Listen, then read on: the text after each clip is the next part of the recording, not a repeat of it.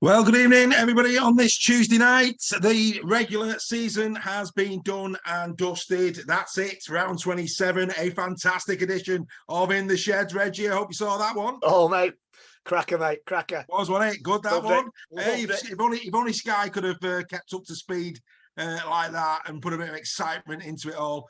Exactly. You wouldn't have thought they went down to the 79th minute, would you, the way Sky commentated on the night? Well, I came to that game late because I was at the Warrington Wolves women's presentation night. I just, when I got around to watching that game, I just couldn't believe the commentary. Yeah, I really couldn't. It's going to be very interesting this weekend because I think the game is on Sky and on Channel 4. Channel 4 Saturday, yeah. That's right, yeah.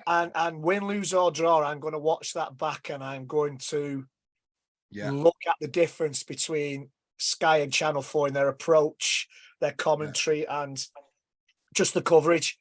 Yeah, I mean, I don't know who's going to come out on top.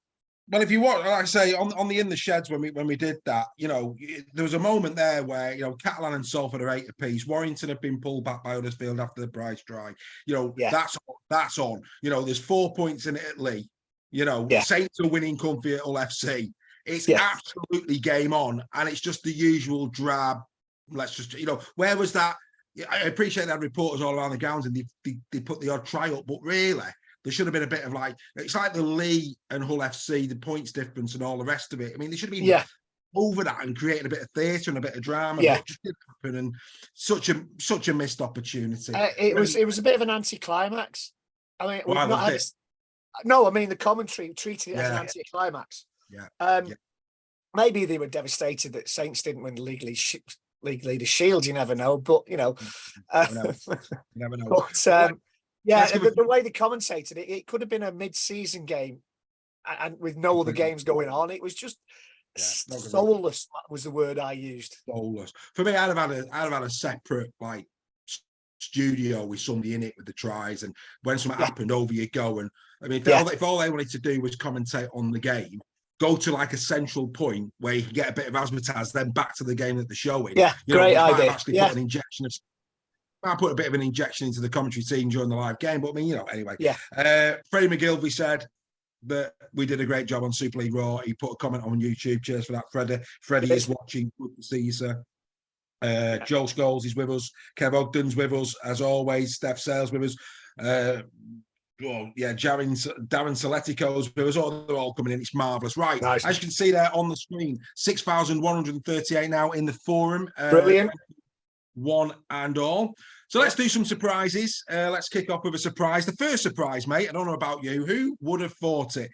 Who would have thought at the start of round 27 that none of the top 3 try scorers would have scored? You couldn't write it. Yeah, and do you know what? I know we're going to talk about the dream team in a little while, in more detail. But Abbas Miski was very unlucky to miss out. Very unlucky. Go on. Go on. So, seeing as though you brought the dream team up, we've had a lot to do for this show today. Obviously, we want to go over 27. We're looking at the final team of the week and all the rest of it. We've got the September awards because obviously it's playoff now. So to be fair to everyone, we're doing the September awards now, because that's the end of the regular season. So we've had all that to do. So what we're going to do is we're going to take a step back. We're going to have a week and we're going to review the dream team. We're going to get into a bit of detail, and because we'll have time next week, because there's obviously only 2 playoffs and 2 games to look forward to, we'll deep dive into the dream team and decide. I mean, we'll probably have a little chat about a couple in a minute, but we'll get into the absolute detail of it, and we will give you the Super League Raw dream team, and we'll see how it compares. But that'll be next week. Yeah, already done mine. Fabulous. On that note, obviously, we'll go out, unlike last week. We will go out this week with the top performers of the season. But let's just give the shout-outs to the people who finished top of each category. Abbas Miski, Tom Johnston, outstanding. Josh Charnley as well, all 3 of them. Outstanding seasons. Congratulations. And Abbas Miski hasn't played as many games as the other 2 as well. He's coming through injury. but he's scored in bunches as well. Yeah. But that's the other thing that we've got to look at is how many games have they scored in. So like I say, we will get into real detail. But yeah, I agree. I think, for a top try scorer to not be in the dream team, I want to deep dive that. I want to get into a bit of detail. We may agree, we may disagree with the panel, but we'll see on that one. Bevan French finished the season top assister with 30. Quality. Yeah, I mean, we flagged him up right at the start of the season. He was a Man of Steel candidate if he stayed fit. Yeah. He has stayed fit, and he's had another outstanding season. Man of Steel candidate. I'm playing and still played in a number of positions as well. Yeah, absolutely. Well, so, again, there's been a lot of controversy over that in terms of him getting a stand-off, but let me assure you, I'm pretty certain, probably around round 8 and 9, if memory served me right, he switched to stand-off. So he's played stand-off pretty much all I think he's played, when I looked, I think he's played 2 at fullback and 3 or 4 on the wing. Yeah. And the rest of the season has been in the halves. Yeah, and on that basis, I've got no issue with that. And he's been dynamite. He's been box office. Yeah. Top meters, real shame this one for Paul Vaughan. Vaughan has led this, certainly the hard meters, all season. Obviously banned stupidly last weekend, which means that Thomas Leigh not only wins the hard meter makers, but also the total meters in Super League for 2023 after 27 rounds, 3,467 hard meters down the middle, better than any back. Absolutely incredible. Can't argue with that. No, and was that Tom Amoni? Yeah, that's Tom Amoni. Yeah. I'm just hearing that his ban's been overturned as well. It has indeed. We'll get to the bans in a minute. We'll have a chat around that, sir. I'm sure we will. We will. Tackle busts goes the way Jack Wellsby, 130 for the season. Great effort. That surprised me, but yeah, outstanding. Fair enough. Toby King picked Jack Wellsby for offloader, 45 for Toby King this season. Stefan Ratchford, 96 goal kicks. He leads the goal kicking charts. And finally, Luke Yates picked Cameron Smith. Of course, Smith didn't play at the weekend. Luke Yates, the top tackler in Super League, 1,027. Some great numbers there. Well done to one and all. Yeah. In the toughest game of all. In the toughest game of all. Right, on that little bombshell, it's time for Coach of the Month for September. 3 candidates, Greg. We have to give a mention to all 3. And those would be, of course, Matt Peat, who's won the League Leaders Shield this weekend. Willie Peters, who's had a sensational September with KR getting now into 4th place above the Leigh Leopards. And it would be amiss of us not to congratulate also St. Helens, who have been unbeaten in the month of September. And, have turned it round from the start they had. Yeah. To turn it around the way they have is commendable. Absolutely. And you know what? And they've had a lot. Nobody seems to be mentioning this, but they've had a lot of injuries, a lot of players missing, and it's kind of not been mentioned by as many people as other teams that have suffered this season. Mate, for whatever reason. Mate, it's the strength in depth, and of course that's allowed the likes of Bell to come through. And when I was putting together the team of September. James Bell, unfortunately for James Bell, because he's played a variety of positions, and of course didn't even play this week, just gone because obviously Walmsley was back. I mean, that's just it's unbelievable. Unless he was injured, and I've not heard he is injured. It's unbelievable. At least a place on the bench. No, he went on the bench. That's what I mean. At least worth a place on the bench. Incredible. And I think that just goes to show the bags of riches that Saints have got. But yeah, James Bell, I mean, like I say, I think had he have played on, because of course we're quite strict on this, you have to play all the games in the month that we decided on to be in the team in the month. That is an absolute. And of course James Bell unfortunately hasn't, but we'll get into that a little bit later on. Right. So Coach of September, we've given the shout outs there to all of the candidates. You did mention the third one was? Go on. The third one was, you mentioned Wellens. Wellens, Peters and Wellens. Yeah. But it has to be, and it's not because they've won the Shield, it had to be Matt Peat again. And the reason it had to be Matt Peat again, right, is won all 4. Of course, he's won the League Leaders Shield. 134 points scored, only 20 conceded, which is unbelievable. But I'm gonna astonish everybody even more. Wigan are on a 9-game winning streak. They've scored in that 9 games 315 points and only conceded 68. I mean, phenomenal. By anybody's reckoning, that's incredible. It's grand final winning form. Absolutely. Yeah. They're the team to beat. It is. Yeah. It is. I mean, and for once, one of my predictions came true that I said Wigan will finich top of the league. Well, as did I. As did I. Yeah, we did. We'll take a look at that. Right. We'll take a look at that as well later in terms of what we said at the beginning of the season. Let's leave it. Probably not. Let's not. But we'll have a bit of laugh. We'll have a laugh at ourselves over that. Kev Waddle saying that it looks like Luke Thompson is on his way to Wigan. I mean, yes. I mean, the amount of grief Warrington got over salary cap, I'd love to see theirs next season because they're losing Peace Paul and they're losing a couple of others. Have a look who they're bringing in: Leigh, Kieran. They brought Dupree in, who won't be going for cheap. Walters is coming in now. You want about Thompson? Yeah, mate. I mean, wow. I think a lot of reserve players might be, or academy. Well, anybody who's on a salary. Yeah. Playing for reserves might be being moved on to other clubs, I think, in the close season. Won't be surprised, mate. Won't be surprised. But they're losing King as well. They are losing King as well. They are. The Albert Goldthorpe table. Albert Goldthorpe table has been completed. And as a Warrington fan, I've got to say, I think George Williams very fortunate to have finished joint top with Bevan French. That, for me, shows that the way in which the Goldthorpe and the Man of Steel points are put together is flawed. I'm sorry, I'm a Warrington fan, but George Williams had a great start to the season. He's been good, don't get me wrong. George Williams has been good, but he's not been Bevan French this season. He's not been Lachlan Lamb. He's not been, anywhere near that standard and, consistently over the course of the season. And it's a flawed system, I'm afraid, but that's the way the Goldthorpe table ended. So what happens? Who wins the medal? They both get one. Okay, that's nice.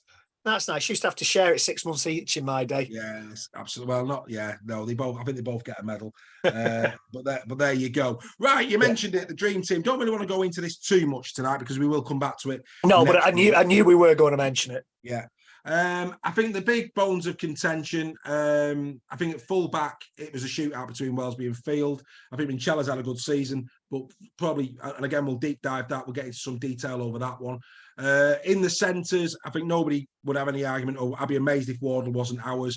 Sean Kenny-Dowell, I think, sentimental. We'll have to look into that, but that was an odd one. I'm scratching my head on that. Great player, good season, don't get me wrong. But with the likes of, and I'm going to say it, I won't be surprised if that's the one that we go with Adam Kieran. I'm sorry, but I didn't get that one at all. But I might be wrong. When we deep dive it, they might be right. We might be wrong. I don't know. But I think there's one glaring one. Well, we'll come to that. I think in the halves, I think both of those will be in about ours. I've got no issues with that. I think the front row picks itself. I'd be amazed if ours was different. I think Vaughan, Amone and Ipape, that front row picks itself. That's a magnificent front row. Incredible front row. Yeah. Farrell, no issues with that. I think what that says for me is I don't think Farrell's not been outstanding. He's been great. He's a quality player, but I think it shows maybe the fact that he's in there. Either the panel aren't looking deeper, or second row's not that good. But actually, when you consider the second row and who's in there, the two Bachelor brothers, you've got Whitley in there. Yeah, you've got. Who else have we got in there? Kai O'Donnell. I mean, I know it was a Leaf Fest, but Kai O'Donnell. The one that you're probably saying is the glaring one. Go on, I'll let you say his name. Mr. Watkins. Frightening. I mean, do you know what? Not that I'm going to say it to his face, but that was a strange one. No, I don't see that. Going quickly back to Farrell. I know we're going to deep dive this next week. Yeah, he had by his standards a very poor start to the season. By his standards. He made a lot of errors that were very, very Liam Farrell, un-Liam Farrell-like. And I think we commented on that about week 6, week 7. Spot on. I think since then, he's been outstanding. But the one thing is Mr. Watkins. I'm not quite sure about that one. I've got to admit. No. Well, like I say, we will give our definitive next week. And of course, loose forward, we've been saying all season, it's been a shootout between Arthur and Cameron Smith. Yeah. I mean, Chella's had a good season as well. Garcia's been reasonable. But yeah, really, really interesting. We'll deep dive that. Next week will be the Super League Raw Dream Team. Don't miss it. Next Tuesday, 8:00. You know where to find us. Greg, you were right, sir. Last week you seen it ripe on the tree, you picked it, you put it in your pocket. Elliot Minchella, the player of the year at Hull KR. We've got no issues with that, have we? Not at all. Superb player. And again, unlucky. He wasn't in the dream team, I think. But, well, again, we'll talk about that in any other season, mate. Same as Cameron Smith. Any other season. Any other season. I completely agree. And speaking of Master Smith, no surprises. The Leeds Rhinos Player of the Year had to be. By a mile. He's carried that team for the last 3 months. I was surprised they didn't actually name the awards dinner the Cameron Smith Player of the Year awards ceremony. He has. Leeds have had, again, massive injury problems. This time at the end of the season, usually at the beginning of the season, this time at the end of the season. And he single-handedly beat Warrington the other week when they beat us. The Leeds didn't beat us. Cameron Smith beat us. He was that good. He's been outstanding for Leeds this season. I'm glad to see he's got some recognition for that. And wasn't the England squad. Mate, it's crazy. In the chat, mate, Kevin Worrell, massive question marks over Watkins. Ryan Birch saying, how on earth did Matt Whitley not get in the squad? He's a big fan of Whitley by the looks of it there. Yeah. Joel Scholes, the only player of the year with a big smile on his face. I think he's probably talking about Cameron Smith there. I think he's the only person who's actually put the shit on. But yeah, some great, Steph saying there in the chat, some great 13s this year in the comp. It's really good to see. We had a phase of a few years where props were used in the number 13 to bolster the pack. It's really, really good to see a couple of old-fashioned number 13s coming back. Big forwards, but with ball handling skills. Are you talking about Sir Michael Gregory there, sir? Sir Michael Gregory of that ilk. Sinfield. Of that ilk, sir. Is that what you're saying? Deary me. Good Lord. The best, sir, the best. If ever you were going to bestow upon these number 13s a name, Sir Michael Gregory. And of course, Ellery Hanley would also go into that bracket, Sir Ellery as well. We have to be fair. Sculthorpe, of course, Sinfield. Yeah. We're blessed at the moment. Over to Salford. Men's Player of the Year, as voted for by the players, was actually Ollie Partington. That one had caught a few people out. That flew under the radar, but fair play.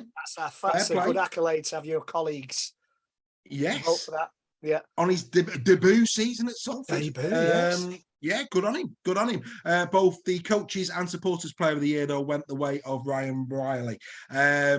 I believe there is a ceremony going on at the Halliwell this evening. We'll keep a close eye on that. Be very surprised if that wasn't Paul Vaughan. Be very surprised. I'd be absolutely stunned if it wasn't Paul Vaughan. If it wasn't Paul Vaughan, I agree. This is Warrington. This is Warrington. Right, we're now about to announce the team of the month for September. That's it, round 27. People will be saying, yes, but there's 2 games still in September to go. But they're playoff games, ladies and gentlemen. We like to be fair and we like to be reasonable. It's the 4 games that closed out the regular season. Now, as we say, let's give you the caveat before they come up. We only count players that have played all 4 games in September. If they haven't played all 4 games, we discount them. There's some big names that we have had to discount on that basis, unfortunately. However, this is the Super League Raw Team of September. Here it comes. So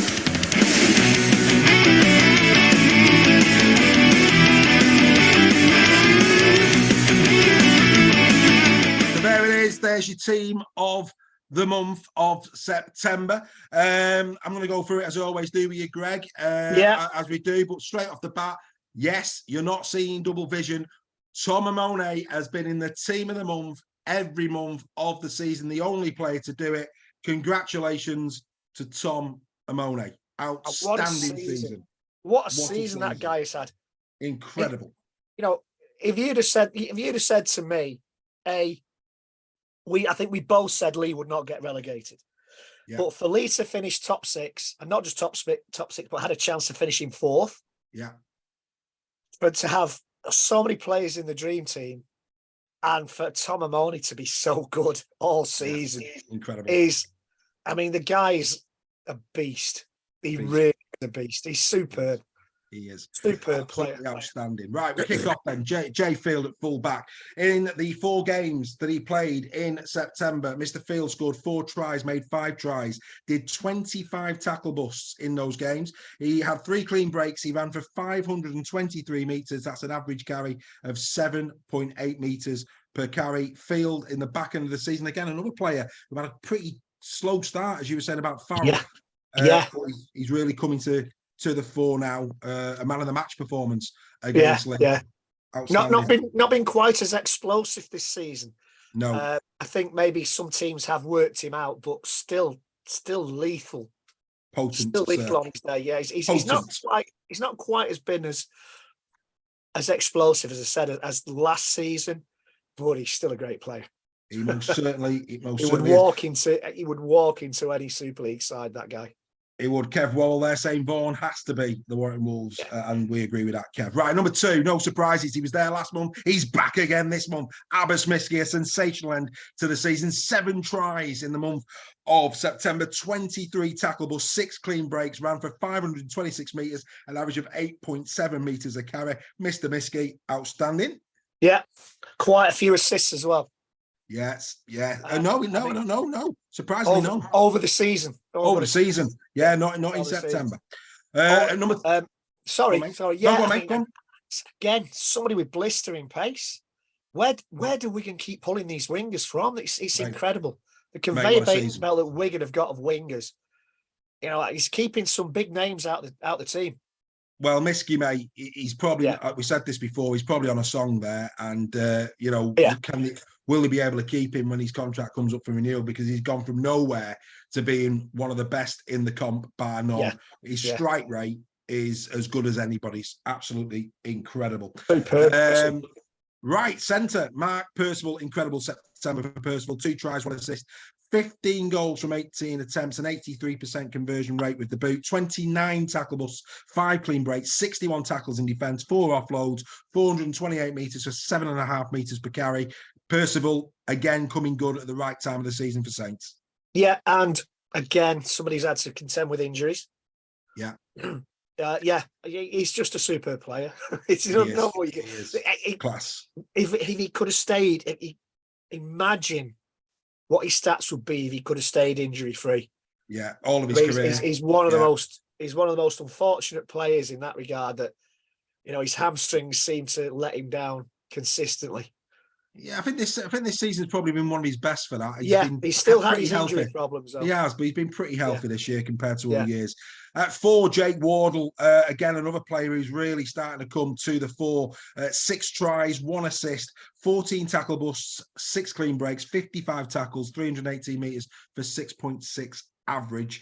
Wardle, again, King's playing well as well. Apologies. Other players at fullback. Dufty has had a great September, so too as Wellsby. On the wing, we'll come back to that in a minute. But in the centres, Toby King absolutely has had a great September. A player that will, for those of you who are not purists and for those of you who don't keep an eye across the league, Jack Croft at Wakefield has had a brilliant September for Wakefield. Really, really good in the centres, Jack Croft. Keep an eye out for that young man. He's been outstanding. Opachik and Sean Kenny Dowell at Hull KR both had good Septembers as well. But Jake Wardle and Percival, that's where we're going. Yeah, and deservedly so. I think, like you say, I think Wardle's been consistent throughout the season. Yeah. And again, has flown a little bit under the radar for a lot of the season, and suddenly has started to be mentioned in the last few months that he's genuinely doing a great job at Wigan and scored some important tries as well.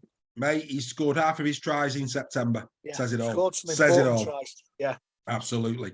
And then at 5, this will surprise many as well. Steph's already said it's fantastic to see him there, but we call it straight down the line. That's what we do here at Super League Raw. At number 5, Leigh Kershaw of Wakefield Trinity. By God, did he try his best to get Wakefield those all-important points. 5 tries in September. And when you consider the opposition that Wakefield were up against in September, let me remind you who he has scored those 5 tries against. Those were St. Helens, Catalan Dragons, Leigh Leopards and Hull KR. We're not talking poor teams here, people. Leigh Kershaw, 5 tries, 11 tackle busts, 3 clean breaks, 496 metres, 8.7 an average. Leigh Kershaw, God bless you. Good luck in the Championship. If you stay there on those numbers, somebody might come and poach you, mate. But he's kind of drifted in and out of the team as well over the last few years. I think a couple of seasons ago, he was one of the better wingers in the comp for a while. And I mean, Wakefield fans will probably correct me on this, but I think he got an injury. Yeah. When he was doing really, really well, and he's been in and out of the team for a while since then. But it's good to see him back because he's a good winger. He knows where the try line is. Class. Tom Johnston as well. Same wing, I believe. Tom Johnston has probably had a lot to do with him drifting in and out of the scene. But well, the wings, mate. The winger. I mean, another shout out has to go out to Tommy Makinson. Makinson has had a great September as well. We come into the standoff position. Mikey Lewis. Wow. Absolutely wow. Since being put back in at standoff, he has been incredible. Sit back, folks. Listen to this. 2 tries, 8 assists, 25 tackle busts, 9 clean breaks, 42 tackles. Remember, he's a standoff. 521 meters at standoff for an average of 8.6 a carry. Mikey Lewis, take a bow, son. Outstanding. There's nothing more you can say about Mikey Lewis. He's just a great player. We've got a lot of time for Mikey Lewis. It'll be a crime if they put him to fullback next season, Hull KR, because he's not a fullback. No, they can't. I mean, mate, not a fullback. I know they were playing Wakefield. I know that. But let's be fair, there was pressure on that game. They were going for 4th and they needed points.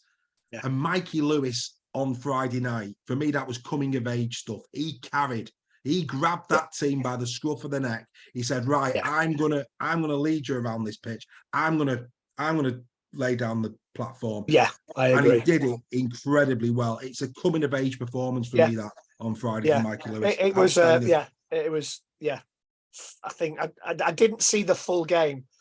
Sensational. Nigh on faultless from a standoff. Nigh on faultless. Do yourself a favour, go on YouTube, watch the extended highlights of Hull KR. No, I've seen the extended highlights, but I've not seen the full game. So he might have made a few mistakes, I don't know, but maybe Hull KR fans can.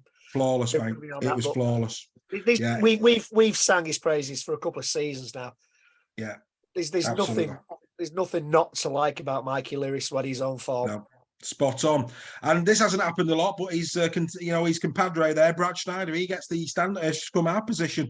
2 tries for him, 4 assists. He scored, so he's kicked 20 of 25 goals. That's an 80% conversion. 9 tackle busts, 2 clean breaks, 74 tackles. He doesn't shirk a tackle. 217 meters, which, like you say, when you compare Lewis to Schneider, that's around about what you tend to see. You certainly don't see. I mean, French, I think, might have done it, but over a 4-game period, it's very racy over 500 meters from a standoff. George Williams, though, to be fair, probably as well, he can do that. But 217 is a scrum half. You compare him to the likes of Dodd, Sneed, etc. That's about right. 3.6 average. Brad Schneider, a masterstroke from Willie Peters, bringing this man in. Yeah, masterstroke. Yeah, I mean, look at the effect he had. 2 Golden Point winners in his first couple of games, I think. Yeah, absolutely. Could have won it at Wembley.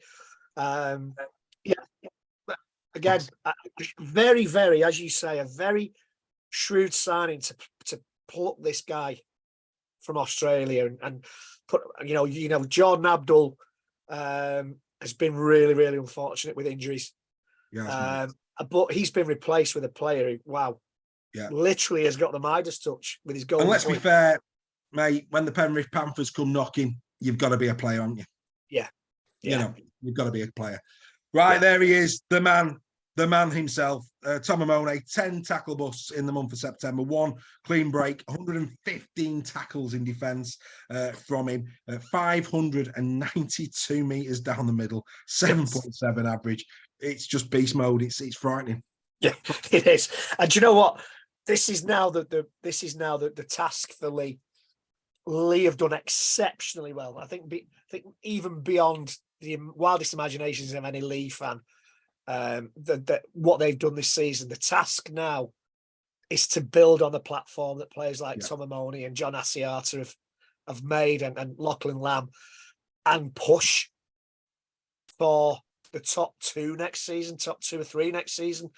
that is the big challenge for Leigh now. And Tom Amoni is a player I'd love to have in my team if I'm going to do that. Oh, who wouldn't, mate? I mean, but I think the thing is they've retained them all, and that again is a great statement of intent. And you know, we await Mr. Beaumont's announcement in terms of who these 10 players are that are on the way. We'll keep an eye out for that one once the season's done and dusted.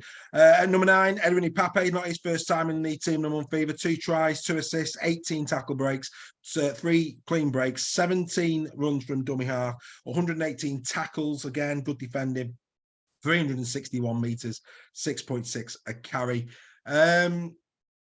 I don't know about you. Obviously, he's in the dream team. He's in this team. He's been in a few of our team of the months. As I've been compiling the team of the weeks this year, and the team of the months at the end of every month, Pape has been consistent and has been good. Yeah, but I think it's been a quite indifferent year from other hookers. You know, none of them. Has it been that Pape has been? I mean, he has been great. Don't get me wrong, but I just don't think in that hooking position anybody's really tried to lay a glove on him. You know, you look down the table. You've had O'Neill and Powell and Cust at Wigan. No, Roby. He's a Marshall now. He's not the Roby he was. He's not in the bracket of Pape anymore. In his pomp he would be. He's not anymore. You know, so nothing there at Saints. You look at KR. Litton has been good. So's Parcell, but again, not really dazzling. You know, Daz Clark for Warrington, he's been in and out. I think the thing that sets it apart quite possibly is that other teams have rotated their hooker more than Leigh have. Maybe. And Pape has been their main hooker for lots of minutes. And I'm sure Steph and a few others will correct me if I'm wrong on that. Yeah, well, Steph has just actually threw a name out, and it'd be amiss of us not to mention him. Jared O'Connor's had a decent year. Ackers at Salford has had injuries this season. We were impressed with Andy Ackers last season. He had a great season. I think, and I'm sure Steph and the rest of the Leeds fans will correct me if I'm wrong. I think Pape has played a lot of minutes at hooker, whereas other teams have rotated their hooker, and to have that consistency in a pivotal role, one of the most pivotal roles on the pitch, I think he deserves it, to be honest. Spot on, mate. Yeah, spot on. It. Yeah, spot on. And then we've got at number 10, brilliant, Julien Busquet of the Catalan Dragons. What a player. Under the... I mean, in a season where the likes of Amone, the likes of Vaughan, Walters at times at Leeds has took the headlines, Dupree has took the headlines, you know. Yeah. This man's just been doing his business. Julien Busquet, 1 try, 5 tackle busts, 1 clean break, 5 offloads, 85 tackles in D, 527 metres in attack. That is a great effort from Julien Busquet. 8.3 metres a carry. A sensational September from him. Yeah, and as you say, has flown under the radar for a lot of this season. He's been a consistently good performer for Catalan over the years. He's reliable. He'll never set the world on fire, but he'll never let you down. He's kind of a good player to have in the engine room. Absolutely. He's one of those, and he's a leader of men. People will look to him. When the backs are against the wall. Just going back to standoff briefly, shout out for Bevan French and for Johnny Lomax. Great months of September. Scrum half, shout out for Lewis Dodd and for Harvey Smith. Great September. Props, unlucky props. Robbie Mulhern, Thomas McKaylee, and Romain Neverett, also of the Catalan Dragons, has had a really, really strong September in the hooking role. Robbie Mulhern. Yeah. What season player he has been this season. Potential last season at Warrington. Unfortunately for us, wasn't given the contract he wanted. Yeah, exactly. Leigh have snapped him up, and Leigh have benefited from that. I mean, he has had a superb season. He has indeed. Bad news for Leeds. By all accounts, they're missing out on Jai Whitbread. Don't know where Jai Whitbread's going, but he's not going to Leeds. He's had a fantastic season. Just not played enough. He's just had a few injuries. Yeah, but when he's played, he's been solid. Yeah. In the hooking role, James Roby has had a good September, as Daz Clark. We then come into the second row, and this will surprise many, but this was the position where we had real problems because not everybody had played all the games. Players of note: Liam Farrell, Kane Lynette, Kai Pearce-Paul, James and Joe Batchelor, Kai O'Donnell, but unfortunately, they've either not posted what Ben Curry and Sione Matauti have, or they haven't played all the games. I think many will be surprised that Ben Curry's in there. Another one, but that's just the way we do it. You've got to play all the 4 games. And in fairness to Ben Curry, he has had a good September. 2 tries, 1 assist, 3 tackle breaks, 2 clean breaks, 1 offload, 93 tackles, and this is the key thing for him. He has started to carry the ball better, certainly since James has come in. He asked him to do that, and he's done it. 345 metres, but 8.4 metres a carry. Let me tell you, as somebody who watches Ben Curry week in, week out, he doesn't average 8.4. So he's been getting through some serious work on that left edge since James has come in. I think Ben Curry was one of the players that suffered under Darryl Powell the most. Yeah.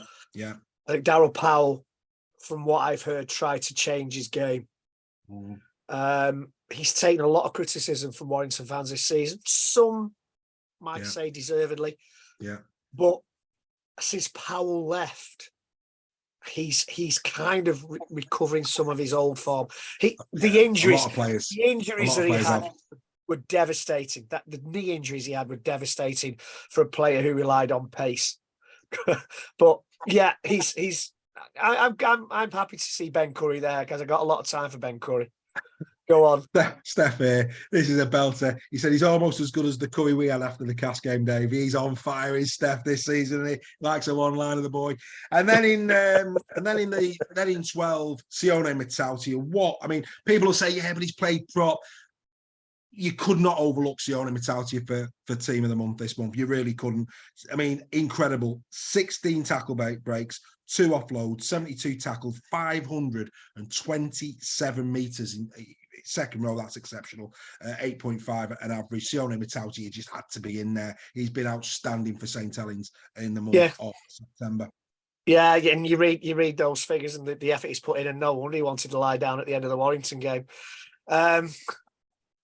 He must have been shattered, the poor lamb. Thankfully, Paul Vaughan helped him to his feet so he could celebrate like a little 6-month-old puppy just seconds later. Anyway, let's not dwell on that. Well, actually, whilst we're on that topic, okay, one thing I'm delighted about, I want the best, but we both do. We both want the best players on the park in the playoffs, and we do. The Rugby Football League need to look at this disciplinary panel. It's not fit for purpose. I mean, there's a couple of things here. One, and look, take this in the spirit, Leigh fans. If Paul Vaughan, I don't know what you're going to say, gets 4 games for that, what's Lachlan Lamb? Because Lachlan Lamb didn't just do his shoulder. He dragged him off. Drags him off. And he doesn't get a thing. Doesn't even get a fine. And you're like, what planet is this match review panel on? It's crazy. Absolutely crazy. Bevan French gets a game ban. The Wigan have got a reserve game at the weekend. Absolutely crazy. Ben Curry got 2 games for tapping the referee on the shoulder to ask him a question. Yeah. And the thing about this discipline, and for me, they've got to scrub this reserves count. It's a nonsense. And really, if they had any backbone, the Rugby Football League and that disciplinary panel, they'd give French 2. Now, don't get me wrong, I want French playing. I do. It's like Amone. I'm delighted that Tom Amone. Yeah, I am. Because you want the best players on the field. But for me, that Lachlan Lamb one, if I'm Warrington Wolves now, I'd be getting solicitors involved. And actually, Martin Sadler said this in League Express. He actually hinted at this as well. If I was Warrington Wolves, I'd be looking at that and going, right, we're going for we're going for compensation here. Because how on earth can you not ban? And I don't want Lachlan Lamb banning. I'm not saying I want him banning. This is just a talk about the craziness of the match review panel. What planet are people on? I agree with you 100%. No way do I want Lachlan Lamb, Bevan French, or any of the other players banned for something like that. When shoulder charges, head high tackles, chicken wing tackles are going unpunished. 4 games for what Paul Vaughan done is an act of criminality as far as I'm concerned. Lachlan Lamb what he did, he dragged. People are saying the player wasn't prone on the floor. The ruling in the Paul Vaughan case was that Paul Vaughan did not know that that player wasn't injured. How does Lachlan Lamb know that that player wasn't injured? Correct. So and again, I am glad. I am 100% glad that Lachlan Lamb hasn't got a ban. No. I'm a bit miffed at the Bevan French one because, as I say, Ben Curry tapped the referee on the shoulder to ask him a question and got 2 games. Yeah, it's mate. He forcibly grabbed. Bevan French forcibly grabs the referee back. The referee actually warned him. It's not fit for purpose, mate. The whole thing is a nonsense. It's not fit for purpose. I want the best players on. And you know the best way for me, I'm telling you now, if I was in charge of this side of the game, right? The only thing that the match review panel are doing by behaving in this way is they're destroying the game of rugby league, and they're taking the best players off the field, which affects the fans. It does not affect the player. If you want to sort it out, fine them more. That's how you do it. That's how you do it.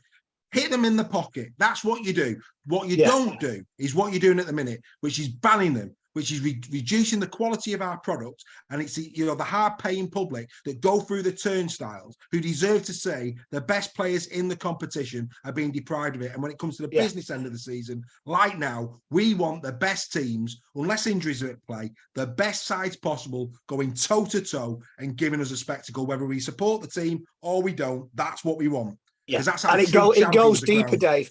It goes deeper because it opens up the accusations that the game is corrupt. Correct. It does nothing. Ridiculous, to stop the people who have the conspiracy theories about the game saying, well, I'm sorry, but they are engineering who wins Super League. Yeah, the RFL, the whole sport for me, needs shaking up from top to bottom. Let's get this season over and done with, and then in the off season, we need root and branch reform of the RFL.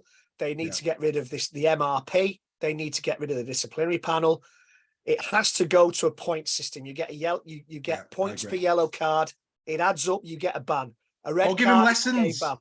Or like you get point. You've got a choice here, boys. You can even have points, so you can go on into a classroom for 5. That'll hurt them. Yeah. That'll hurt them after training on a Tuesday. Right, lads, you're in a classroom for 5 hours now, while we teach you the rules that you should already know. That's how you do it.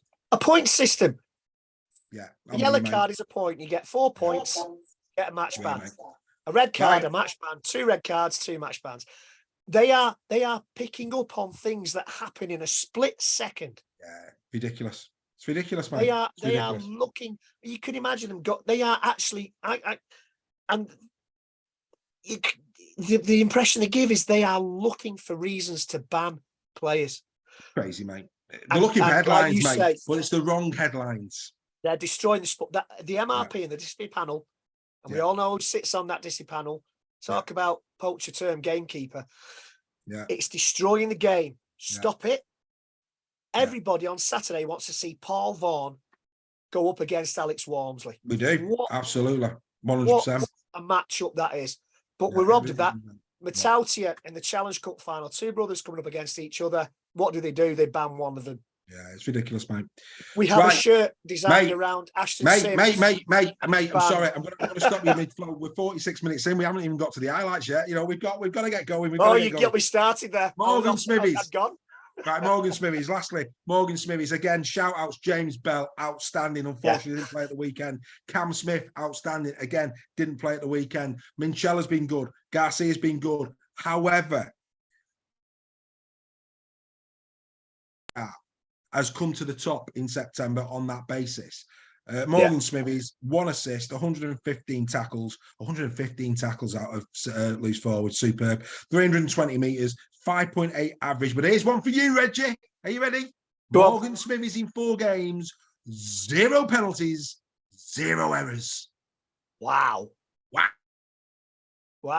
Did he just run on for 2 minutes and then get substituted? Mate, he's been listening. He's cleaned his game up just for you, mate. Well, it's good to see. I mean, if he can get that little grub element out of his game, he's a fantastic player.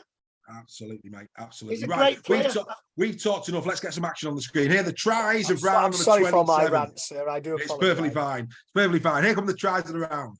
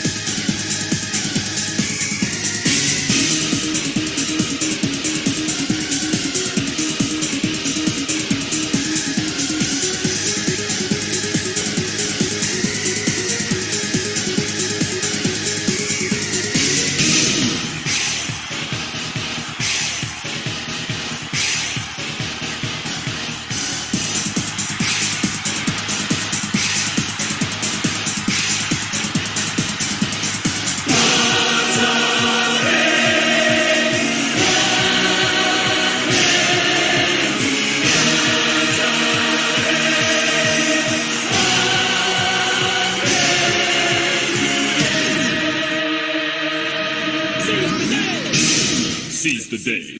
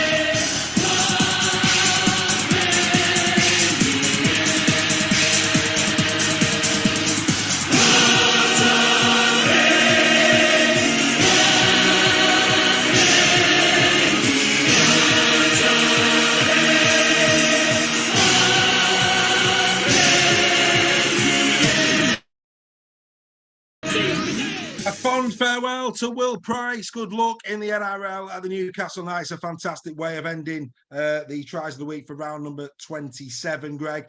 Some beauties in there. Which one was your favourite? Matt Staunton, I think. Yeah, good. Yeah, power, pace, brilliant. It's shown throughout that. Jack Wellesby's was a great try as well. It was the one I sentimentally, Lewis Martin on debut for Hull FC. What a yeah, that was a good try. And Ryan Hall as well. This guy is he must be at least 137 now, Ryan Hall. And he just keeps going. One more closer to the record, my friend. He's going to do it. He is going to do it, and deservedly so. Yeah, hopefully not. Fingers crossed. Barring injury. Yeah, barring injury. Fingers crossed, barring injury, he's going to break that record, I think. Yeah, absolutely, mate. Absolutely. Right. Of course, get in the chat. The Super League Raw Player of September will be one of the 1 to 13 that you saw a moment ago in the team of the month of September. Which one would you go for? Let us know in the chat. We'll announce it at the end of the show. And now we bring to a close the Fantasy League, and he did it. Ryan Birch is back right at the death. 674 points on the week from Ryan means that he clinches it by just over 100 points from Reg Allen, who's been going up against him all year. A Huddersfield Giants fan who's won some incredible, outstanding stuff. Well done to Ryan. Oh, that was nasty.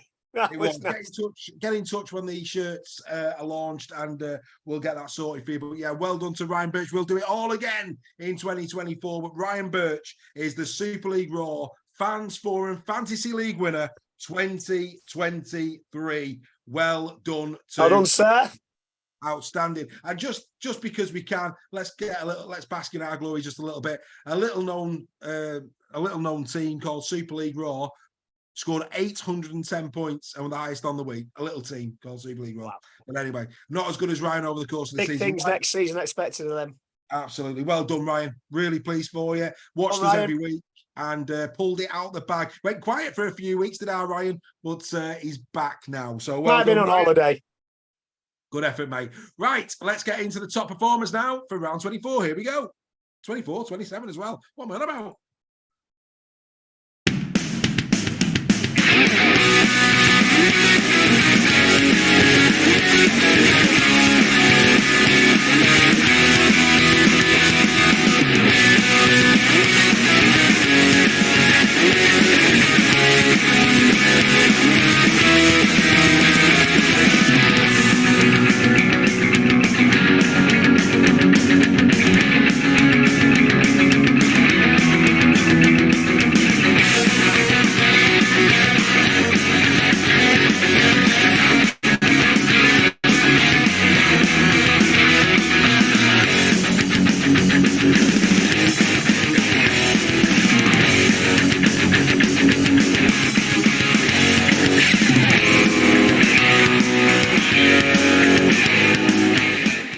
you are not seeing things, that was the Mikey Lewis show. Absolutely incredible performance from Mikey Lewis. We'll get to that. I thought he had a glitch in the Matrix there. Incredible, mate. Incredible. Brilliant. Right. Yeah, we'll get the dead rubber he's a great out of the way. player. He is outstanding. Right, so the dead rubber, Leeds Rhinos, seeing off the seasoning style against Castleford Tigers. Castleford Tigers fans, you must be absolutely livid the way your team just folded in this game. Quite frankly, they put the queue in the rack last week. Yeah, and I think I tipped Cass. I think I tipped Cass to win, didn't I? We'll get to that. I think you did, yeah. Yeah, you did. I did. 9-17. I did as well. Yeah. I mean, yeah. What do we know? If you're a Cass fan, please put in the chat what's going on. You've got to worry for Castleford next season. You really do. They need to hope and pray that whoever comes up don't do a Leigh, because if they do, the writing's on the wall at Castleford. Really, really poor. Please for all 30. He's coming for a lot of criticism from Leeds fans this year. Also, please for Jack Sinfield as well. Speaking to a few Leeds fans during the week, also seen their social. That's lovely from Jack. Look at that. Thank you very much. But yeah, his best game in a Leeds shirt, this one, is what they said. So it's good to see the man growing. Well, I mean, the guy, imagine the pressure the guy's under. Yeah. You know? So, good to see. Good to see him doing well, let's say. And at least he gave Rob a good birthday present. Happy birthday. Yeah, happy birthday, Mr. Burrows. Yes, indeed. To the legend that is happy birthday, sir. Robbie lad. I mean, that fullback didn't fancy that today. He was like, I guess. Oh, let's just watch that again. I mean, that's comedy gold. Look at this. No, I'm all right. Oh, that was a great handoff, mate. We're losing. I'm not getting injured if we're losing. Oh, dear me. Dear Lord, talk about putting your body on the line. This was a good try from Dummy. A good little scurry. That's Hooley again, who actually might be wearing a cast shirt next year. Yes, from what we've heard. Yeah, I mean, he's had a mixed season, hasn't he? He's blown hot and cold. Yeah. Only a young kid though, so he's got better as the season's gone on, though, hasn't he? Yeah, I mean, I think was it last week or the week before he had a bit of a mare. Yeah, but I mean, look at that. That's a shocker. It is a shocker. 46 points to 0. 3 Albert Goldthorpe's went to Fossey-Tua, 2 for Hooley, and 1 for Jack Sinfield. Right, let's get into. So 5 games that had something riding on it. The first one, St Helens. St Helens had to win. The only way St Helens were going to win the League Leaders Shield was, of course, they had to get a win, and Wigan and Catalans to lose. And, of course, had Catalan lost, they had the chance of course, getting second. So Saints had to do their job on the night, and it started with Mark Percival with a Percival-esque try. Yeah, just perfect centre work. Yeah. Hitting the line right, drawing in the defence, and then going yourself when they think you're going to pass it to the winger. Yeah, perfect. Fortuitous. I mean, it was. I think it was 8 all. I think it was 8 all. This at half time. Was it 8 all? Yeah. No, it wasn't. No. It was the Catalan game. It was 8 all at half time. Yeah, this was 8-0. I think at half time. Yeah. But here's the young Lewis Martin one. Lovely little try. This. Okay, he's a big fella, isn't he? Nice that. Tell you, what a way to score. And what I liked about it, looks a bit like Matt King. Yeah. Shades of King. Yeah, I can see where you're going with that. Where you're going with that. Here comes Saints. I mean, how many times do we see? I mean, you just don't allow Saints room on that right edge. Johnny Lomax pouring over like he does. Lomax has been overlooked, and I mean, you can't give him an award, but I mean, how unlucky is Johnny Lomax in terms of being teams and Man of Steel? I mean, if there was an award for consistency over a long period of time, he'd be right up there, wouldn't he? Well, it's consistency in the games that he plays. Again, he's another one who's been plagued by injury, and it's consistency over the games he plays. Yeah, Cam Scott, he's had a good season. Cam Scott for FC, he's done well, for FC this year. But I mean, from this point, Saints. I mean, look at this. See you, boys. Bye. I mean, this is Davey Litton as well. Yeah, see you later, Davey. Good again. Good to see that young Martin there. So unlucky that didn't give up. Yeah, good to see. Yeah, he does half remind me of Matt King from a distance. Yeah. Well, we might see Matt like next year, as Kev's already said in the chat. He could be back at Warrington next season. Apparently, assistant coach. Yeah, Albert Goldthorpe, 3 for Percival, 2 for Wellesby, and 1 for that young man, Mr. Martin, who scored his debut try. Well sentimental vote, I think. Sentimental vote. So Saints did their job. We now go to the next game. The next game, of course, being Salford Catalan. Catalan had to win, of course, to have any chance of winning the Shield. Salford needed to win to topple Warrington Wolves. This one chalked off for a forward pass. What we're about to see is what Tyrone has been doing all season long. Mate, another guy who's had a great season, off to KR next year. Lovely pass this from Tyrone. What a signing for KR he is. Yeah, look at this. Round the back. Yeah. Oh, that's nice. KR fans must be so excited at the thought of him playing for them next season. And Saints have got bags of riches in the back line next year, if rumours are true that Whitley's off to Saints. That's, I mean, the problem there's Batchelor and Whitley in the second row. Well, but then where you putting Bell, where you putting Siren, where you putting Matautia? Exactly. Exactly. Matautia still there, isn't he? Yeah, I mean, I'm just wondering, is this 2 prop performances that he's had these last 2 games, is that where he's going to be? Maybe there's more to the Alex Walmsley kind of injury than. I mean, that's ridiculous. I'm going for 10 there. Yeah, it's ridiculous. Ben Halliwell, formerly, of course, of Leigh, he goes in for a try in a minute. Referee not having any of that. This allows that one for Romano, and here it comes. In he goes. Nice, and to be fair, nice try. Look at that. Really poor defence from Garcia. You don't see that often, do you?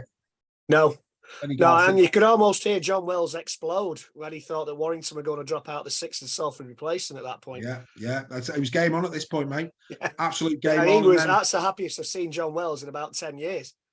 But hey, there's Sam. Over you go. Have a little bit of that.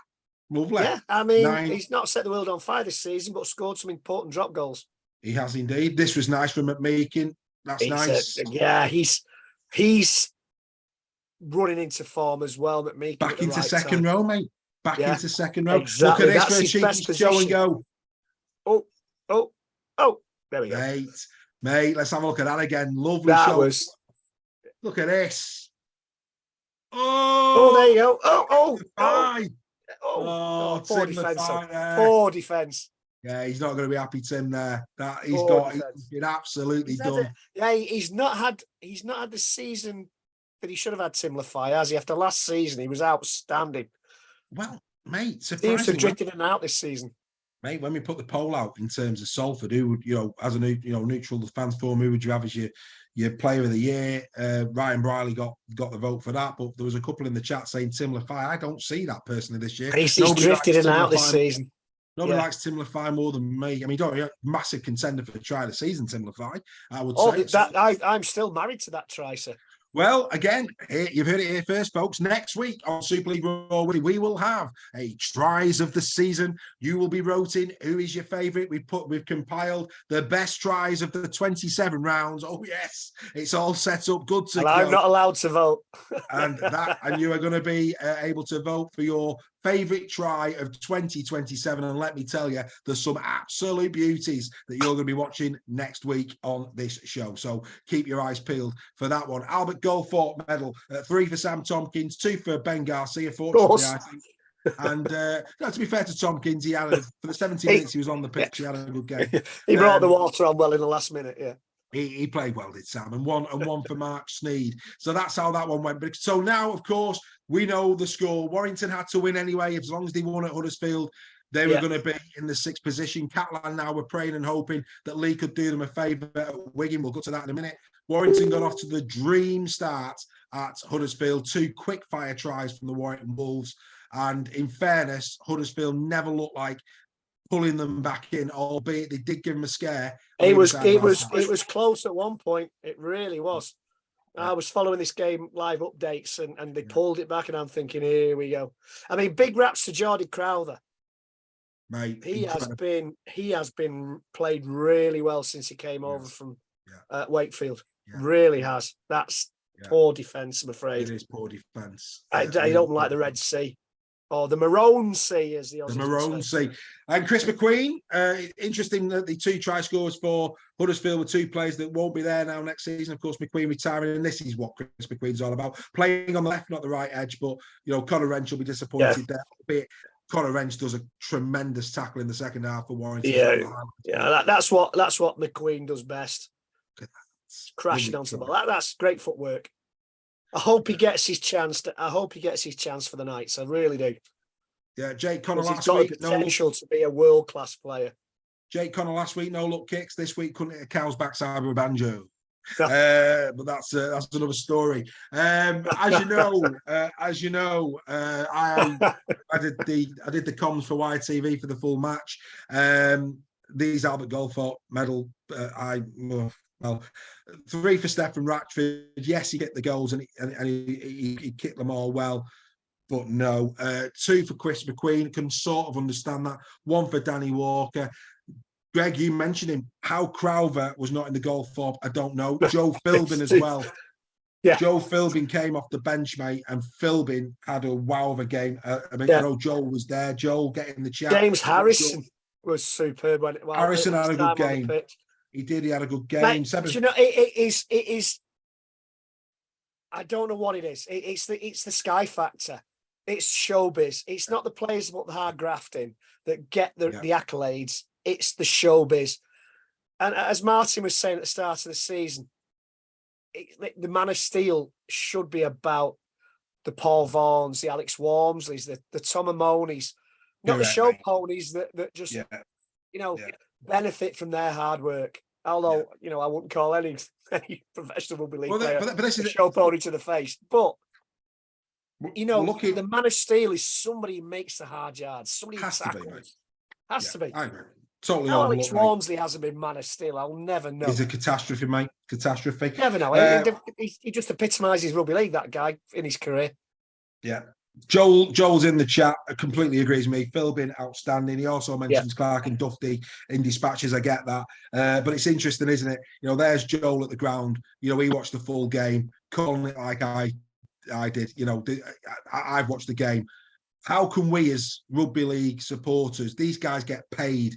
We don't get paid. We pay to go and watch our teams. Yeah. And we can see quality. We can see players of the match. What is going on with these reporters, I just do not know. Unbelievable. Absolutely scandalous, to say the very least. As I say, the whole sport needs root and branch reform. Right.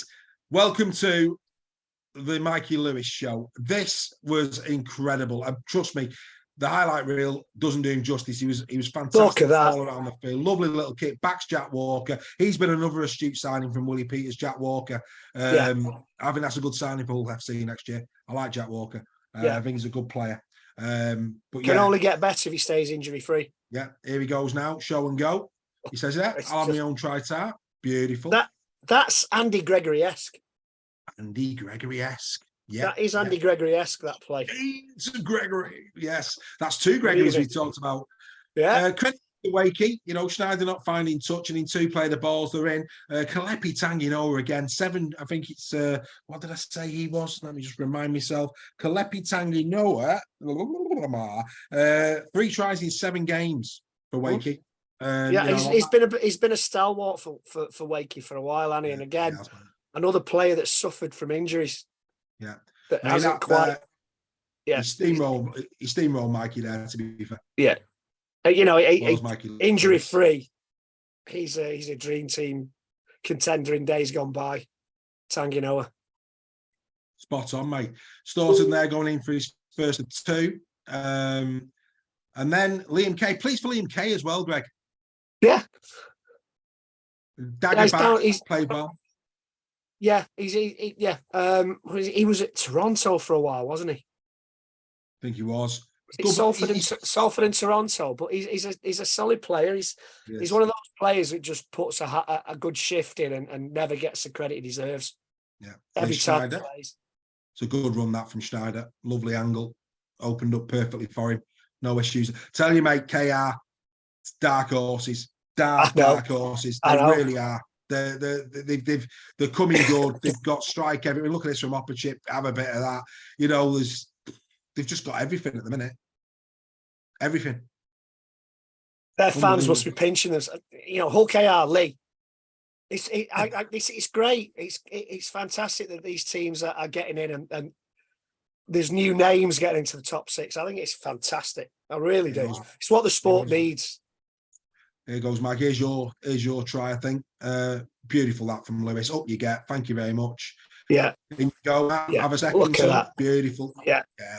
I mean, the power, the pace, and the skill from Lewis there. Yeah. It's just superb. Here he goes again. Just look at that. It's just like, right, who wants this one? Go on, Mr. Hall. Have another one for your collection. Yeah. I mean, Mikey Lewis, mate. What a player. He had the ball on a string. He really did. Mate, with Schneider, Lewis, Litton, again, look at this here. Jesse Sue's back there. I mean, he had a great start to the season, then he got injured. Jesse Sue's back. Jez Litton, he's a great player. Yeah, mate. They've got bags of quality. These players aren't the biggest players in the world, but they've just got skill and speed. Yeah, it's just again, look at that. It's a performance of the season of any player. For Mikey, mate, without doubt. I think I've not seen numbers like that. Mikey Lewis. I would love to see Mikey Lewis do that in a grand final. I really would. Well, do not count out. Could you imagine? Could you imagine? Mate, Hull KR are going to have a big, big say. I mean, Leigh Leopards fans, you won't like me for saying that. As Vicky Sale comes into the room, she's about to turn me straight off. But Hull, I think, Hull KR for me, there's 4 teams going into these playoffs in scintillating form. It's not Leigh and it's not Warrington. It's the other 4. That's the danger here. That's not to say that Warrington or Hull KR, Leigh could not upset the apple cart. They could. It's a game of rugby league. We've seen it all season. But at the moment, if anybody's going to be new name on the trophy, this is the team for me. If this team can carry on playing the way they have been playing over the month of September. I mean, we talked about Willie Peters, go to Catalan, beat them 26-18, brilliant win. Then beat Wigan. Yeah, they've beaten Wigan this season. They have got every chance. 3 for Lewis, complete shoe-in for the Albert Goldthorpe, had to be Lewis. 2 for Schneider, no issue with that, and 1 for Walker as well. Do you know what? I'd have give Mickey Lewis 3, 2, and 1. Yeah, mate. He was that good. Yeah. He was that good. Yeah. What was his name? Ted Rogers, mate, was in the stands. 3, 2, 1. Just ready to Dusty bin. Dusty bin, absolutely. Blood, so of course, now back a few years. It is indeed. We're now at the point where we know that Hull KR have done what they needed to do. They put an absolute shed load of points together. Could they topple the Leigh Leopards? Leigh now had to win, really, because KR had pulled back the points difference, and or at the very least, they had to win. They had to simply win. Simple as that, because of the points for and against. And here it is, the Leigh Leopards against the Wigan Warriors. First and foremost, another playoff intensity game. Yeah. When I watched it, the quality was fantastic. Yeah. Absolutely fantastic from both sides. What a great game. We know the result, but what a great game it was.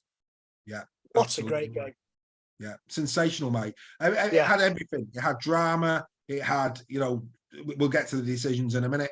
We'll just let it play out and we'll have a chat about the big decision in a minute. But yeah, I just thought right over the quality was bang on. It was a quality game. Look at that for me play. Have a seat, son. Beautiful. Yeah. Boom. Oh, he didn't miss, did he? Didn't Edwin? That was outstanding stuff. And then, I think Leigh will be really disappointed with the way in which, certainly Briscoe. I mean, this just shouldn't happen, should it? This is absolutely shocking defence. And genius. It's shocking defence. And genius. Well, his feet here, mate. Watch now. Feet there, but he should be got there, and he should be got there, and he should be got there. I agree. But that for me, this little step now, bang. That's to get off that left leg the way he did. A power through. That's class. Wardle, he's French turns provider. There he is. Yeah, I mean Wardle's been a revelation over the last few weeks. Solid, mate. Solid, mate. Turned into a superb asset for Wigan. Yeah, and again, could he have been stopped? Possibly, mate. Possibly. Possibly. I mean, mate, every try's a no try in that respect because every try can be stopped. You know what I mean? Yeah. Josh there. I've been a closet Leigh fan. People have said the reason I love Leigh Leopards this year is this. How many times have we seen it? Look at it. It's just beautiful. That's rugby league of the highest quality there. Super stuff. Brilliant. It's nothing to do with being a closet of anybody's fan. It's praising good rugby league. We did it with Huddersfield a couple of seasons ago. We've done it with Leigh this season. They've been superb. Outstanding, mate. I'm Warrington through and through, but I appreciate good rugby. And right. When it's a team that you don't expect to do it, that's even better. Right. I've got no issue with the first obstruction. I think Matt Pete, I don't know where Matt Pete was coming from at the end. I've got no issue with this first obstruction because, as you can see here, now he hits him. There's no doubt about that. Yeah, that's an obstruction all day long. That's obstruction. But this is crazy. Absolutely crazy. I mean, I don't even think he touches Bevan French. I think Bevan French does a little jig. When he realises he's not going to get there, he almost fakes a little bit because that is never an obstruction in a million years. No. Look, that's not impeded Bevan French now. Now's when he turns because he knows he's not going to get there. And the video ref, how many times say the on-field is in his try? Greg, if ever there was a try that backs up what you've said all along, this on-field decision's got to go. This try was it. The video ref all but says, "Come on, mate, that's a try. You're taking the mickey here, sunshine." Yeah. But I've got to give it as an no try because you said. But he may as well have said that. Yeah. But on first showing, Greg, he says, no issue with that. What's the entire thing? Exactly. So if you've got no issue with it, why watch it again and again and then try and find something? The same with the disciplinary panel, trying to find things to ban players. It's the same with video ref. They should be at every opportunity. They should be looking for reasons to give the try, not disallow it. 100%. Never an obstruction. No matter who the team, no matter who it is, whether it's your team, the team you're playing against, they should be looking to give that try. And that is an absolute scandalous decision. And dare I say, cowardice from the video referee. Yeah. Cowardice. Well, in not having the gumption to overrule the on-field referee, who he knows is wrong. Yeah. I'm sorry. Sue me. But what I would say here as well, because it's all about balance. It's all about balance. That is not an obstruction. It's a try. However, it's 53 minutes in the game. That decision does not dictate how the season ended. It doesn't. No. And this is where people have got to get a bit of perspective. If that's on 79 minutes, 100%. 100%, that is Catalans League Leaders Shield. That's Leigh finishing. Leigh would, wouldn't they? Did it finish fourth? Yeah, they'd finish fourth. Yeah. They'd finish fourth on points. So, yeah, absolutely. It's 79 minutes on. I'm with everybody. But I've seen a lot of comment that decision there. Did Catalans win the league? Catalan would have won the league, if Saints if Wigan had lost. So, I'm always fair, I'm always balanced. That is a try. However, at 53 minutes, I think people have got to take a step back. That did not decide the league because that whole game changes. Everything changes on everything decision. So that game doesn't finish the same. It may have done, it may not have done. 79 minutes, I'm with you. It's dictated the league season. 53 minutes, it hasn't. Leigh had more than enough time to win that game. When I was looking at the comments on social media when I was at the presentation day on Friday, I'm thinking I don't know whether I want to watch this game because I'm going to spontaneously combust. When I eventually watched it, I thought Liam Moore had quite a decent game. Well, but for I think 2, maybe 3 decisions that he got hopelessly wrong. Yeah. he had a decent game. And do you know, why do the RFL do this? Why put a referee from Wigan in charge of Wigan v Leigh? You know, put Chris Kendall in charge, put Jack Smith in charch. Right, they'll be screaming. They'll be screaming at you. Don't put Kendall. Dear me, yeah, but I know, but he's not. Put a referee who's not from Wigan in charge of that game, and then you cut out any conspiracy theories. Yeah, absolutely. Don't stop shooting yourself in the foot as a sport. Indeed. Put a neutral referee, Ben Thaler. Put Ben Thaler in charge of that game. Okay. Putting a Wigan referee in charge of that game just fuels the fire. So okay. Okay. Rant over again. Okay. Oh, I'm ranting. Okay. Oh, you are. You're on one, mate. Okay, right. Here is the final league table. Let's see how we did. All right. So I said Wakefield would finish 12th. I am right. I said Leigh would finish 11th. I was wrong. I said KR would finish 10th. I was wrong. I said Catalans would finish 9th. I was wrong. I said that Hull FC would finish 8th. Wrong. Cass 7th. Wrong. Salford 6th, nearly right, but wrong. Leeds 5th. Wrong. Wyre 4th. Wrong. Saints 3rd. Right. Hey. Huddersfield 2nd. Wrong. Huddersfield 2nd. What were we thinking? When you saw the squads on paper, I mean, Catalan was an unknown quantity to a degree with the players that he lost. You know, Leigh, we didn't know, you know, nobody could have foreseen Leigh. At the start of the season, if you'd have said to Leigh fans, even though they expected better, you're going to finish 11th, they'd have probably took it. They're in dreamland, what's happened this season. And Wigan, I said Wigan had finished first. So of all of my 12 spots in Super League, I got a grand total of 3 right. Over to Greg. Here we go. Wakey would finish 12th. He was right. He said KR would finish 11th. He said Leigh would finish 10th. He said FC would finish 9th. You were close there. Catalan 8th. Salford 7th. Got that one. Leeds 6th. Nope. Cass 5th. Nope. Warrington 4th. Nope. Huddersfield 3rd. Nope. St. Helens 2nd. Nope.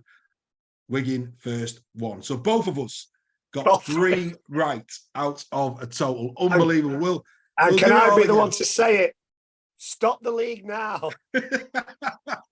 We'll do it again next year and we'll probably be wrong, but we only had the squads to go off when we did it. Exactly. One thing, but we both fancied Wigan and we were both right. Wigan winning the league leadership. We got Wigan and Wakefield spot on. Wigan and Wakefield spot on. That's all that matters at the end of the day. When you look at the league, Huddersfield should have done far better than they did. Yeah. They should have done. Catalan for me, wow. Just didn't see that coming at all. No, not in the slightest. Right. So we've had that little, you know, we're honest, you know, we're confident enough to put it out there. We don't profess to know everything. Right. Okay. The final, it's a solemn occasion, this. The final team of the week for 2020. Oh, shed a tear, people. Here it comes.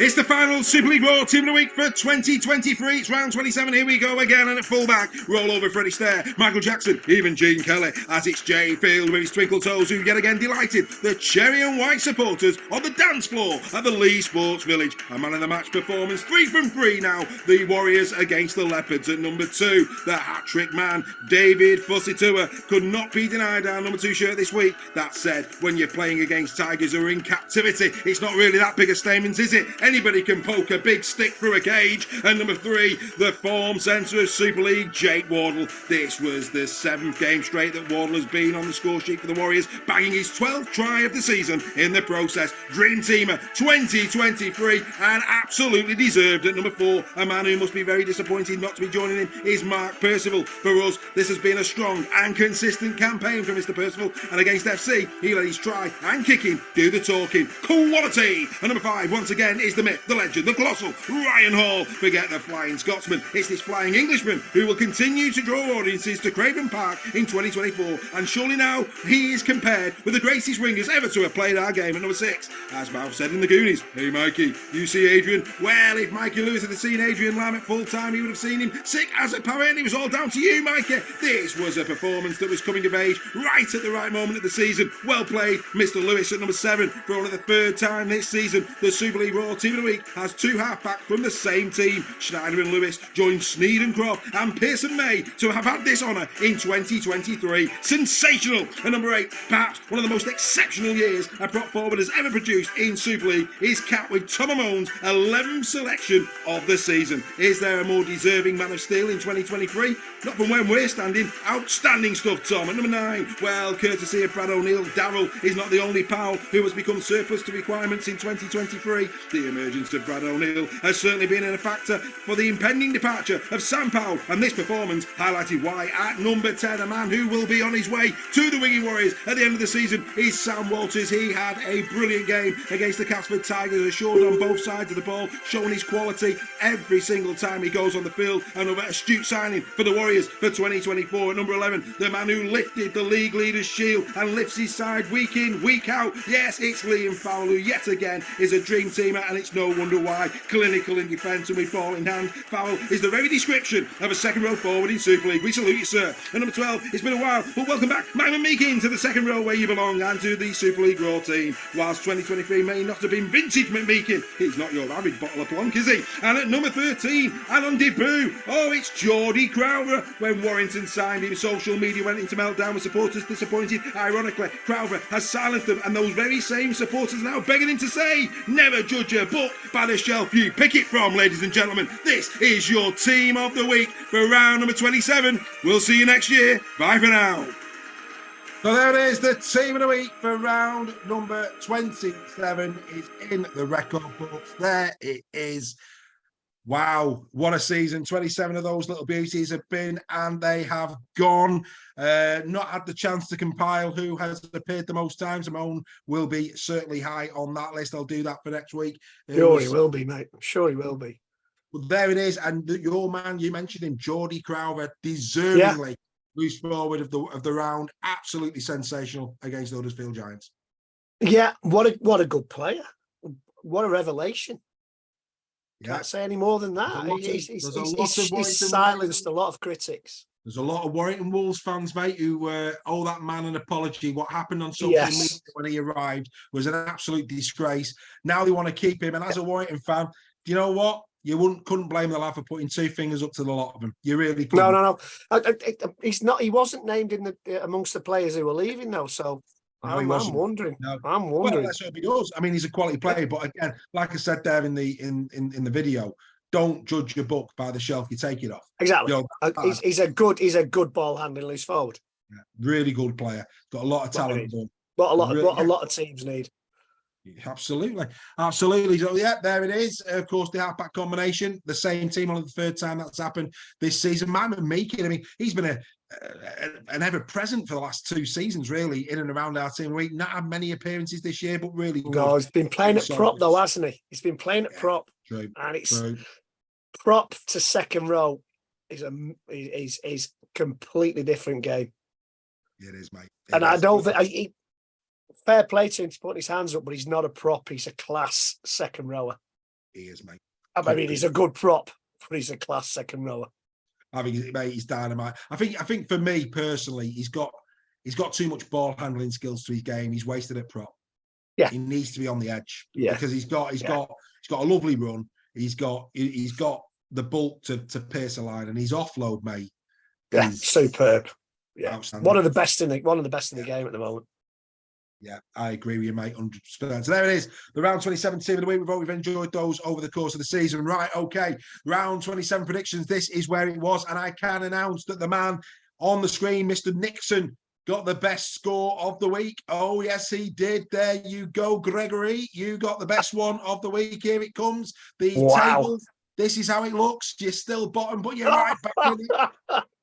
You're right back in it. Tightened up. So, going into the playoffs, Gary Schofield leading by 2. I'm behind him there. The fans forum's still in it. Now, look, of course, those mathematicians out there, there's only 25 points up for grabs. That's it. Only 25 left. So the question will be, can we do it? Greg, from your perspective, mate, you're going to need 25 points, I think. I'm going to give up now. We're going to give up now. That's me. Yeah, Wire 18 plus. I think Leigh 18 plus. I think for you, mate, it's not finishing bottom. I think to get top spot now for you is going to be a challenge. But for the forum, for myself, for Schofield, it's still very much game on. Right, we've got to talk for the remainder of the show about what we are going to be looking forward to this weekend. The playoffs are here. This season deserves games of the highest quality. I think we'll be served up some treats along the way. Yeah. I may as well just steal the Sky trailer. Here it comes. There we go. Wigan are going to take some stopping. Four-time champions of Super League in a row. They are going for 5. Frencho, what a pass that is to Toby King, and King will get another Wigan try. Williams with a long looping pass out for Matty Ashton. It's a leap, it's a jump. What a try, what a winger's try. Lewis salutes the crowd. The crowd salutes Mikey Lewis. Lomax has got the pace. Wonderful try from the state. Johnny Lomax having this incredible partnership with Lewis Dodd. Brilliant from Lamb. Inside for a Pape. A Pape goes for the line. A Pape will slide over. That is a delicious try. Opportunity for Tom Johnston. Johnston with a flying finish.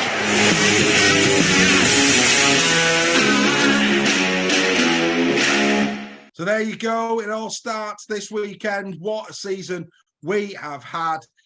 Oh, if you're not ready now, you never will be. And it starts this Friday evening as Hull KR, having toppled the Leigh Leopards into 4th spot, will host the Leopards for what is sure to be a brilliant game. We had a sensational Challenge Cup final between these two. Of course, who can forget that round number 3 game where the Leigh Leopards, of course, right at the death with Josh Charnley goes in at the corner, 30 points to 25 to the Leigh Leopards. Then it was back to the Leopards then. A comfortable win, that one, though, for the Leopards, 34 points to 4 before, of course, after Wembley, Hull KR, statement of intent, 52-10 the last time these two met at Craven Park.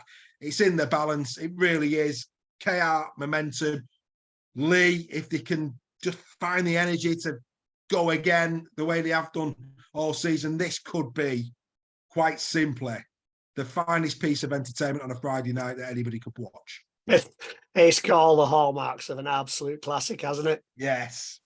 Do we know if Asiata's fit? There's a rumour that he's out. He's gone for the season. I don't know if Steph can give us a bit of a shout on that. But I think there's a lot of concern over John Asiata in terms of where he's currently at. The last I heard, could be season ending. I think that's massive. Yeah. Thank you. Oh, the barmaid's just arrived. Good evening, sir. I think that is a big loss for Leigh. Yeah.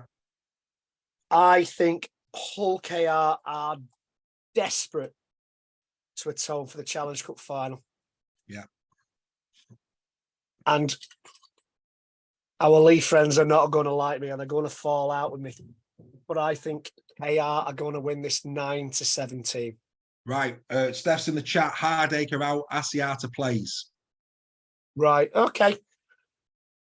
I still think, given the if it was Leigh at home, I'd have gone Leigh. Yeah. I think it's going to be a sellout crowd. I mean, they're building week on week. Big great atmosphere. They've got it right. They've got the street food at one and the disco and the whatever at one end of the ground. Yeah. They're filling the rest of the ground. As you say, we've been accused of being closet Leigh fans. We've enjoyed what they've brought to Super League. We've enjoyed the way they've played. We've enjoyed the players they've had. They've won the Challenge Cup, and I just get the feeling, and I could be 100% wrong, but I just get the feeling that this might be a game too far for Leigh, and Hull KR will win 9-17. I think it'll be close for 60. I think Hull KR, if Mikey Lewis is on the form that he was on at the last week, I think it's gonna be Hull KR who go through. Well, I'll tell you now, and I mean this in all sincerity, and there's no bigger accolade I can give to KR than this. Wigan will be praying and hoping that Leigh beat KR. And that Liam Moore will be refereeing that game, yeah. Tell you now, it's the biggest accolade I can give KR. Yeah. If you was to ask Wigan Warriors, based on the way they played Leigh this year, if you was to ask Wigan Warriors which of these two teams they'd rather face in that semi-final, it'd be Leigh. And of course, I'm discounting my own team, Warrington, when I say that, because of course, if Warrington were to do the unthinkable and beat Saints, we'll get to that in a minute, we're going to play Warrington. So, for me, Wigan will be hoping that either Warrington win, but if Warrington don't win, I guarantee you now, they would not want KR. So if KR go through on Friday night, I'm telling you now, Wigan Warriors fans will be closet wire fans on Saturday. No, well, they will be anyway. Because they will be anyway. But let me tell you now, forget the partisan bit, they would not want to play Hull KR in that semi-final. We've seen Wigan do this before, where they get to the semi and they falter. They would not want KR. They fancy Leigh, they don't want KR. No, I think they'd want Warrington above both of them, to be honest. Of course they would. Of course they would. Yeah, I agree wholeheartedly. So who are you going for, Dave? I think KR. I think the momentum's with him. I really do. I think it should be a belter. I think the fact that Amone now is fit, is cleared to play. I think that's I think if it wasn't for the inconsistency of Leigh that we've seen post the Challenge Cup. It's the Challenge Cup final, yeah. Yeah, I mean, you look at it's been a bit all over the place, hasn't it? I mean, Wigan 44-18, Leeds, they scraped through 13-6. I mean, I think that was the game before the Challenge Cup, sorry. They scraped that on 13-6. Then they lost to the Catalan Dragons 30-14. That massive loss to KR 52-10. Beat the Giants, you'd expect them to beat the Giants. Lost to Saints, good game though, 22-12. I mean, don't get me wrong, I think Leigh in those games, Saints and Wigan had the chances. And I played it. And Wigan had the chances to win it. They played at playoff level, mate. However, here's the other flip side to that. When you look at KR, in the KR, the last four for KR, Catalans, Huddersfield, Salford, and Wigan. The last four for Leigh include two epic battles against St. Helens and Wigan. Yeah. Does that come into it? Will KR be a bit fresher? Or will that battle-hardened nature that Leigh have learned in those two games against Wigan and Saints, will that get them the win over KR? I mean, there's so many ways of looking at this. It's unbelievable. So many permutations that absolutely. It genuinely is a game where Hull KR could win by 40, Leigh could win by 40. They could both win by golden point. Yeah. I think it would be. I don't think it'll go to golden point. I think KR will edge ahead in the last 20 minutes. Do you know what? Do you know what? The momentum is with them. Do you know what I'd love, mate? Do you know nothing would give me greater pleasure, right? We don't want Rocky 4, Ivan Drago. We don't want Rocky 3, Clubber Lang. We want Rocky or Rocky 2. We want the epic battle. Apollo Creed, Rocky Balboa. That's where it goes back into. What I don't want to see is a team get so far ahead and then the other one's trying to. No, let's go toe to toe, try for try. Let's have a bit. We want a game that swings both ways, don't we? You know what I mean? Yeah, and I think for 60 minutes it will be that, and I think let's hope so. will just pull away at the end. Curry, mate. It's curry night. Friday night, curry night, beer night. Get the curry in, get the beers in, sit down at 7 o'clock and do not move. Do not move, tell you. I do that every night, mate. Mate, honestly, it's just, I might have a catheter fitted just for this Friday, just so I don't have to get up. Okay, on that bombshell. Get on that bombshell. Just so I don't have to get up. I could just sit there and watch the whole thing. Oh, mate, what a game. I'd rather have an alcoholic drip fitted than a catheter, to be honest. Both. Could have it recycled like they do at Halliwell Jones. But no, I mean, what a game. Say that out loud. And do you know what? I mean, it'd be if we're building it up, and it's right that we're building it up, and if it is as good as it could be, what a brilliant way to start the playoff series this is. Yeah. Isn't it? It's just... And who'd have thought it? And isn't it great?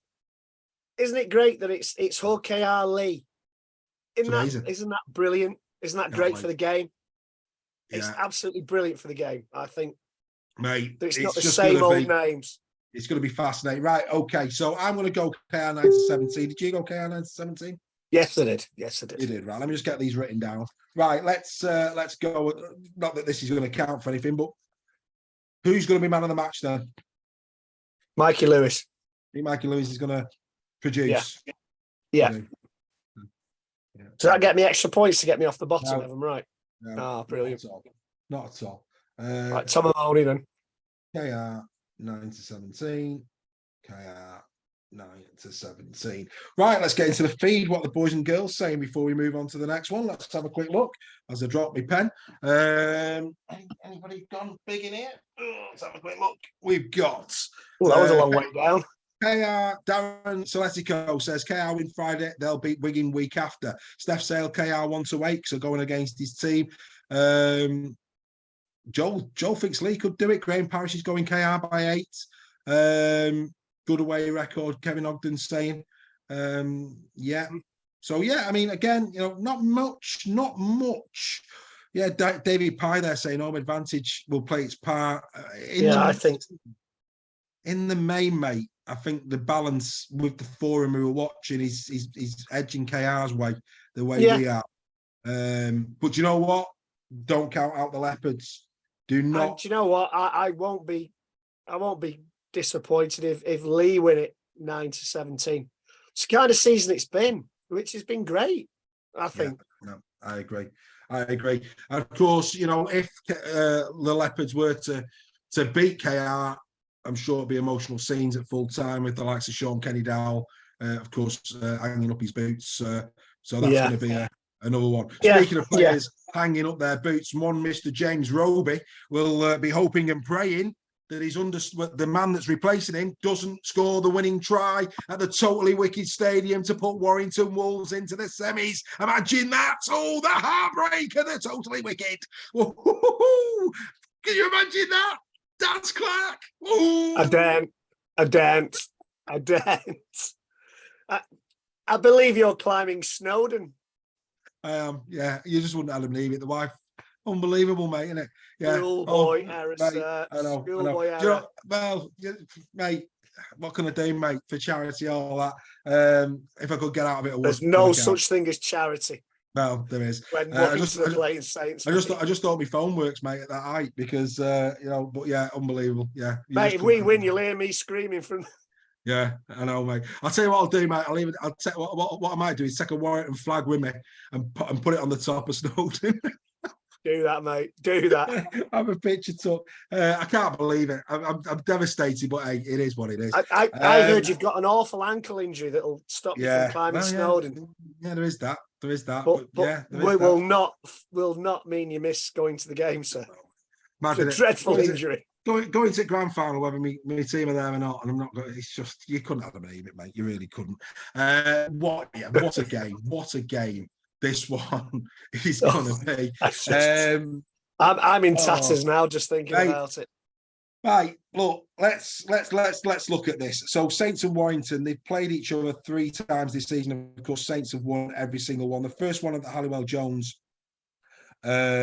was a belting game.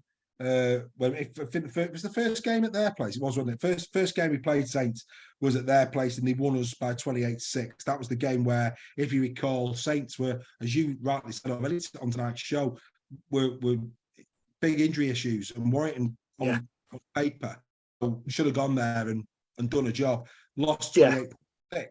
But the 2 games that have been played at the HJ, Warrington have been in both of them. 20 points to 24. Really, that was the game where Matt Duffy scored that length of the fielder. That'll be, I'm sure, a contender for try the season. And of course, we played them a couple of weeks ago where it was 6-18. But of course, that last try was right at the death of that game. That was right in the melting pot. And there's a lot of controversy about decisions in that game as well. There was indeed, yeah. So Warrington, even though Warrington have been all over the shop, twice, the last 2 times in the season that they come up against Saints, they have been competitive. And these teams tend to bring the best out of each other. It's like cheese and onion. It's like, they complement each other, don't they? They always seem to have a good battle. I think Wormsley coming back, gin and tonic. Gin and tonic. Wormsley coming back's big for Saints. It's massive. I think Sivernon coming back's been big for Saints. The Vaughan factor, it looms large over this game. But that said, I thought Tom McKaylee at Huddersfield led the line really, really well. James Harrison stood up against Huddersfield as well, I thought. Yeah, they did well in that respect. Saints pretty much now are back to full strength. You know, you can look at Parsi if you want, but let's be absolutely honest. It's good enough. Saints now have got the squad back. You look at it, Wellesby at full back, Makinson, Benison on the wing, Percival Hull, Lomax, Dodd. The team picks itself, done it. You're going to have Lees, Wormsley, probably... I'm guessing Roby will start with Sivernon and Batchelor, maybe. They might actually start with Matautia, maybe, and put Lees on the bench and Wormsley on the bench. Maybe. Morgan Knowles will be full at loose forward. Bench, either Matautia or Lees. You're going to have LMS, Louis McCarthy Scarsbrook on the bench. And Bai will definitely be on the bench. And then there's going to be a third. I think the third will probably be Delaney. Yeah, more than likely. Maybe. Yeah, more than likely. That's good enough, isn't it? That's good enough for any. You know, are they going to be there or thereabouts? You know, they're not going to relinquish the title without a fight with a squad like that on the field, are they? No. Every ounce of my fibre screams a St Helens win. Yeah, it's hard to back against them. It is. But Warrington have been there before at this time of the season and upset the apple cart. I remember Mr. Trent Waterhouse going in at the corner and me and you being peeled off the roof of the Totally Wicked, sir. I remember doing the wall of death around the Totally Wicked when Lynham went in the corner, sir. Yeah, the scenes, memories. Absolutely. I broke the land speed record when I went in for that try. Mate, I remember walking. I'd have made Charlie look like a snail. I remember us walking out that ground like Cheshire Cats. It was just the silence in St Helens when we walked out of that ground. It was just incredible. Yeah. But no, you look, I mean, joking aside, Saints, it's got. This would be, even by Warrington standards, unbelievable if they was to turn these over on Saturday. I genuinely, as I say, every fibre of my body, and as a Warrington fan, it hurts, screams a St Helens win. Yeah. And I'm going Warrington by 8. Oh, why by 8? Wow. I've got to, because otherwise I've got the wooden spoon again. Yeah. But I just, you know, when you get that feeling, I had it at Wembley. I had it that night when Lynham went in. I had it that night when Waterhouse went in.